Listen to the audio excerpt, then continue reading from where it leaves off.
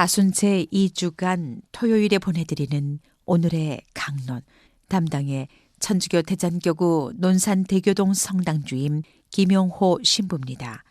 오늘 복음은 루카복음 15장 1절에서 3절, 11절에서 32절까지의 말씀입니다.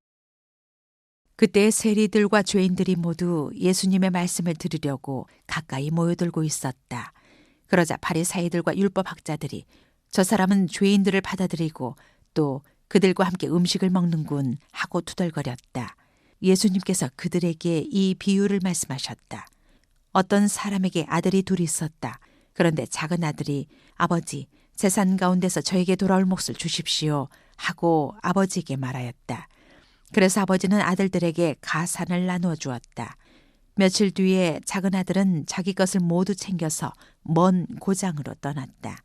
그러고는 그곳에서 방종한 생활을 하며 자기 재산을 허비하였다. 모든 것을 탕진하였을 즈음 그 고장에 심한 기근이 들어 그가 공궁에 허덕이기 시작하였다. 그래서 그 고장 주민을 찾아가서 매달렸다. 그 주민은 그를 자기 소유에 들러보내어 돼지를 치게 하였다. 그는 돼지들이 먹는 열매 꼬투리로라도 배를 채우기를 간절히 바랐지만 아무도 주지 않았다. 그제야 제정신이 든 그는 이렇게 말하였다. 내 아버지의 그 많은 분파리꾼들은 먹을 것이 남아도는데 나는 여기에서 굶어 죽는구나. 일어나 아버지께 가서 이렇게 말씀드려야지. 아버지, 제가 하늘과 아버지께 죄를 지었습니다. 저는 아버지의 아들이라고 불릴 자격이 없습니다. 저를 아버지의 품팔이꾼 가운데 하나로 삼아주십시오. 그리하여 그는 일어나 아버지에게로 갔다. 그가 아직도 멀리 떨어져 있을 때에 아버지가 그를 보고 가엾은 마음이 들었다. 그리고 달려가 아들의 목을 껴안고 입을 맞추었다. 아들이 아버지에게 말하였다. 아버지, 제가 하늘과 아버지께 죄를 지었습니다. 저는 아버지의 아들이라고 불릴 자격이 없습니다. 그러나 아버지는 종들에게 일렀다. 어서 가장 좋은 옷을 가져다 입히고 손에 반지를 끼우고 발에 신발을 신겨 주어라. 그리고 살진 송아지를 끌어다가 잡아라. 먹고 즐기자. 나의 이 아들은 죽었다가 다시 살아났고 내가 잃었다가 도로 찾았다. 그리하여 그들은 즐거운 잔치를 벌이기 시작하였다. 그때 큰아들은 들에 나가 있었다.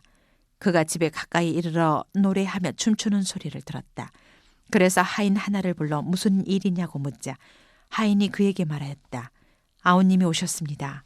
아우님이 몸성이 돌아오셨다고 하여 아버님이 살찐 송아지를 잡으셨습니다. 그나들은 화가 나서 들어가려고도 하지 않았다. 그래서 아버지가 나와 그를 타이르자 그가 아버지에게 대답하였다. 보십시오. 저는 여러 해 동안 종처럼 아버지를 섬기며 아버지의 명을 한 번도 어기지 않았습니다. 이러한 저에게 아버지는 친구들과 즐기라고 염소 한 마리 주신 적이 없습니다. 그런데 창녀들과 어울려 아버지의 가산을 들어먹은 저 아들이 오니까 살찐 송아지를 잡아주시는군요. 그러자 아버지가 그에게 일렀다. 얘야, 너는 늘 나와 함께 있고 내 것이 다 내 것이다. 너의 저 아우는 죽었다가 다시 살아났고 내가 잃었다가 되찾았다. 그러니 즐기고 기뻐해야 한다. 대전 가톨릭 평화방송 애청자 여러분 안녕하십니까? 오늘 강론은 프란치스코 교황님의 직서 자비의 얼굴의 내용을 인용합니다. 저 사람은 죄인들을 받아들이고 또 그들과 함께 음식을 먹는군. 자비에 관한 비유들에서 예수님께서는 하느님의 본성을, 즉 온갖 반대를 물리치시고 연민과 자비로 끝까지 용서하시는 아버지의 본성으로 보여주십니다. 우리는 이러한 비유들 중에 세 가지 이야기, 곧 되찾은 양, 되찾은 은전, 되찾은 아들의 비유를 잘 알고 있습니다. 이 비유들에서 하느님께서는 언제나 기쁨에 넘치시는 분으로 그려집니다. 특히 하느님께서는 용서를 해주실 때 더욱 기뻐하십니다. 그 안에서 우리는 복음과 우리 신앙의 핵심을 발견합니다. 자비는 모든 것을 이겨내는 힘으로 드러나며 마음속을 사랑으로 가득 채워주고 용서로 위로를 가져다 줍니다.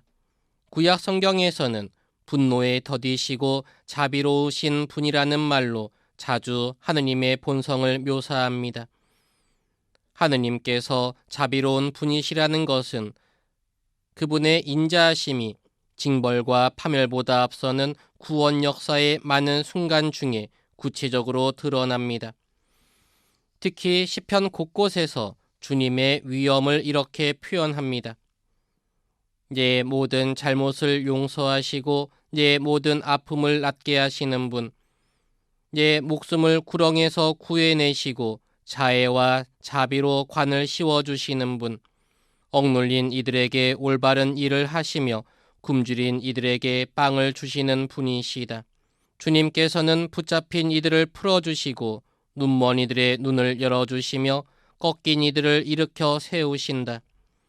주님께서는 의인들을 사랑하시고 이방인들을 보호하시며 고아와 과부를 돌보신다.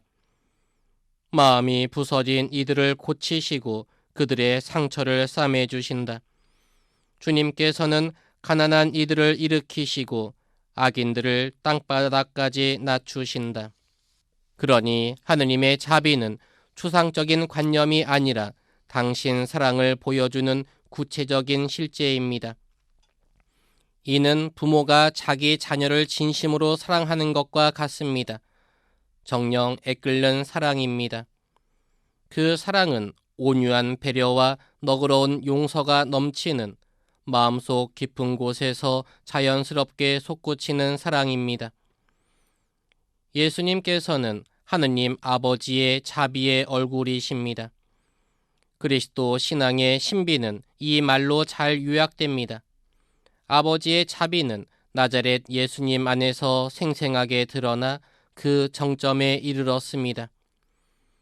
자비가 풍성하신 아버지께서는 모세에게 자비하고 너그러운 하느님, 분노에 더디고 자애와 진실이 충만한 하느님이라고 당신 이름을 알려주시고 역사를 통하여 여러 가지 방법으로 당신의 거룩하신 본성을 끊임없이 보여주셨습니다.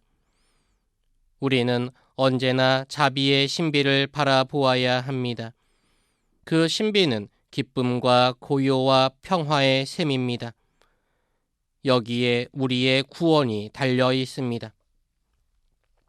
자비라는 말은 거룩하신 삼위일체 하느님의 신비를 보여줍니다. 자비는 하느님께서 우리를 만나러 오시는 궁극적인 최고의 행위이자 인생길에서 만나는 형제 자매를 진실한 눈으로 바라보는 모든 사람의 마음속에서 자리 잡는 근본 법칙입니다. 자비는 하느님과 사람을 이어주는 길이 되어 우리가 죄인임에도 영원히 사랑받으리라는 희망을 품게 해줍니다. 우리는 특별히 주님의 자비에 주의를 기울여 우리 자신이 자비를 베푸시는 아버지의 뚜렷한 표지가 되어야 합니다. 예수님께서 하느님 사랑의 신비를 온전히 드러내라는 임무를 아버지께 받아 당신의 순환과 죽음으로 아버지의 자비의 얼굴을 드러내신 것처럼 우리도 예수님의 자비로운 얼굴을 끊임없이 바라보며 사랑의 삶을 살아가야 합니다. 그러니 오늘 하루도 조금만 더 자비로운 눈으로 바라보고 자비로운 귀로 듣고 자비로운 입으로 말하며 자비의 얼굴을 드러내는 사순식이 보내면 좋겠습니다. 오늘의 강론, 지금까지 담당해 천주교 대전교구 논산대교동 성당주임 김명호 신부였습니다. 다음 주 월요일에는 천주교 대전교구 병원 사목전담 이강우 신부의 강론이 방송됩니다.